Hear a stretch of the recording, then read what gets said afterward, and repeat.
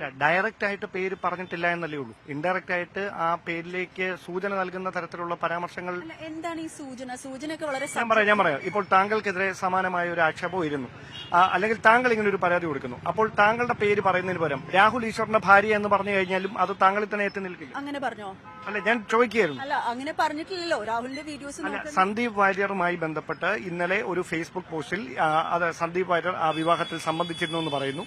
അതിന്റെ ഡേറ്റ് പറയുന്നു. അപ്പൊ സ്വാഭാവികമായി വളരെ പെട്ടെന്ന് തന്നെ ആ ഡേറ്റ് കണ്ടെത്താനും ആ ഫോട്ടോ എടുക്കാനുമുള്ള ഒരു അവസരം ഉണ്ടായെന്നാണ് നമ്മൾ അങ്ങനെയാണ് മനസ്സിലാക്കുന്നത്. അല്ല, നമ്മൾ ഈ പേരിനോട് വളരെ ചേർന്ന് നിൽക്കുന്ന കമന്റ് പറയുന്നു എന്ന് പറയുമ്പം അത് ഓരോരുത്തർക്കും ഓരോന്നല്ലേ, എത്ര ചേർന്ന് നിൽക്കുന്നു എത്ര ചേർന്ന് നിൽക്കുന്നില്ല എന്നുള്ള ഓരോരുത്തരുടെ സബ്ജക്റ്റീവ് ആയിട്ടുള്ള കാര്യമാണ്.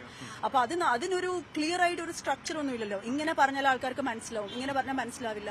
ഇപ്പൊ ഈ പറഞ്ഞ പോലത്തെ കമന്റ് പറഞ്ഞാൽ മനസ്സിലാവാത്ത എത്രയോ പേരുണ്ടാവും. അപ്പൊ ഇതിനൊരു ക്ലിയർ സ്ട്രക്ചർ ഒന്നും ഇല്ലല്ലോ. പേരോ ഐഡന്റിറ്റിയോ പറഞ്ഞോ വെളിപ്പെടുത്തിയോ എന്നുള്ളതാണ് ഇവിടുത്തെ ചോദ്യം. അത് ചെയ്തിട്ടില്ല. ഒരു അവസാനം ഒരു കാര്യം കൂടെ, താങ്കൾ ഇരയ്ക്കൊപ്പമാണോ അതോ രാഹുലിനും പോകണോ? ഞാൻ നീതിക്കൊപ്പമാണ്. അതിപ്പം ഇരയാണെങ്കിലും ശരി, ഇരയല്ലാത്ത ആളാണെങ്കിലും തെറ്റായ, ഇതിപ്പം താങ്കൾക്കെതിരെയാണെങ്കിലും എനിക്ക് 2 ആൺകുട്ടികളാണ്. നാളെ അവർക്കെതിരെ വന്നാലും ആരുടെ ഭാഗത്താണോ ശരി അവരോടൊപ്പം നിൽക്കുക. അത് പുരുഷനാണെങ്കിലും സ്ത്രീയാണെങ്കിലും.